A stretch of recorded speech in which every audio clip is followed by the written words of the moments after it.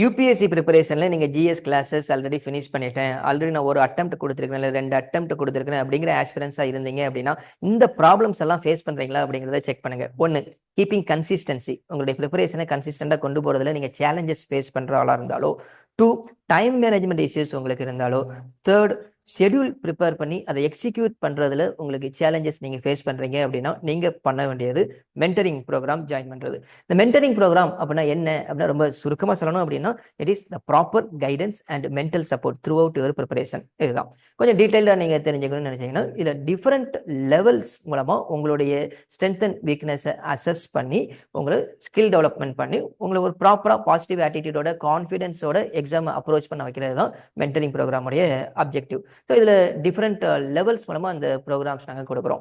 Level 1 அப்படிங்கிறது ஒரு foundation preparatory level. உங்களுடைய ஸ்ட்ரென்த் அண்ட் வீக்னஸை ஃபர்ஸ்ட் அசஸ் பண்ணுறோம். ஏன்னா ஒவ்வொரு இண்டிவிஜுவலுமே டிஃப்ரெண்ட் தான், ஒவ்வொரு இண்டிவிஜுவலுக்கும் டிஃப்ரெண்ட் கெப்பாசிட்டி இருக்கும்.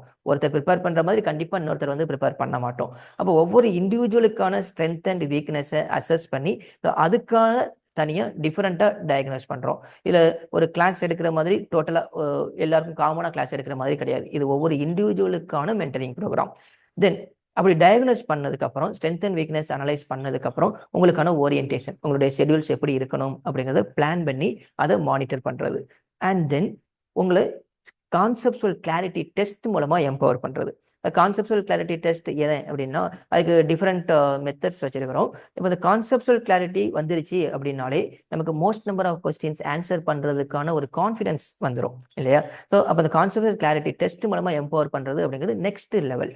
ஓகே, அண்ட் தென் உங்களுக்கு ஸ்கில் டெவலப்மெண்ட், அதாவது ஒரு கொஸ்டின் பேப்பர் இருக்குது அப்படின்னா நமக்கு டிஃப்ரெண்ட் டைப்ஸ் ஆஃப் கொஸ்டின்ஸ் இருக்குது இல்லையா?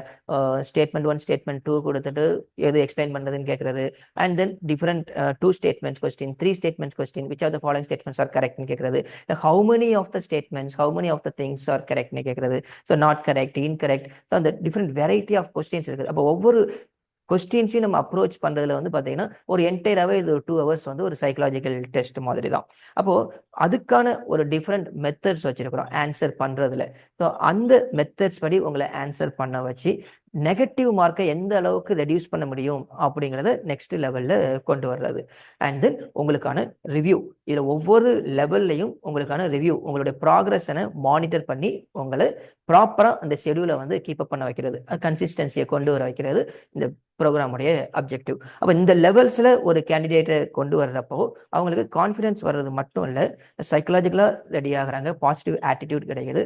ஒரு கொஸ்டின்ஸை ஒவ்வொரு கொஸ்டின், அது ரொம்ப சிம்பிளான கொஸ்டினோ இல்லை டஃப்பான கொஸ்டினோ வாட் எவர் இட் இஸ், அந்த கொஸ்டினை எப்படி அப்ரோச் பண்ணணும் அப்படிங்கிற கிளாரிட்டி கிடைக்குது.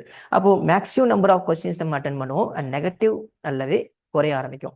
ஸோ இதுதான் இந்த மென்டரிங் ப்ரோக்ராமுடைய அப்ஜெக்டிவ்.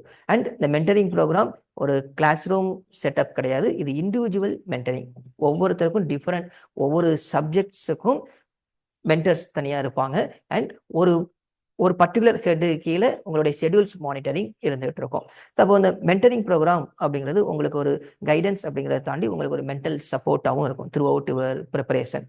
ஸோ ஆல்ரெடி கொஞ்சம் கிளாஸஸ் எல்லாம் ஃபினிஷ் பண்ணிட்டேன், நான் ஆல்ரெடி ஒரு அட்டெம்ப்ட் கொடுத்துருக்கிறேன் அப்படிங்கிற லெவலில் நீங்கள் இருந்தீங்க அப்படின்னா again and again don't go to class. மறுபடி படித்த விஷயத்தையே படித்த புக்கையே உட்காந்து படிக்கிறதுனாலையோ இல்லை மறுபடி ஒரு கிளாஸ்க்காக நான் மறுபடியும் அட்டன் பண்ணுறேன்னு கிளாஸஸ் போய் அட்டன் பண்ணுறது அப்படிங்கிறது எந்த விதத்துலையும் யூஸ்ஃபுல்லாக இருக்காது. ஓகே, ஸோ உங்களுக்கான நீட் ஜஸ்ட் மென்டரிங், உங்களுக்கான ஒரு ப்ராப்பர் கைடன்ஸ், ஒரு மென்டர். ஸோ அது உங்களுக்கு இந்த மென்டரிங் ப்ரோக்ராமில் 100% கிடைக்கும். ஸோ இது நீங்கள் யூஸ் பண்ணிக்கலாம். வேறு உங்களுக்கு மென்டரிங் ப்ரோக்ராம் பற்றி எதுவும் டவுட் இருந்தது அப்படின்னா என்னுடைய நம்பரில் கால் பண்ணலாம், இல்லை வெப்சைட்லேயும் போய் ரெஃபர் பண்ணிக்கலாம். Okay, thank you all.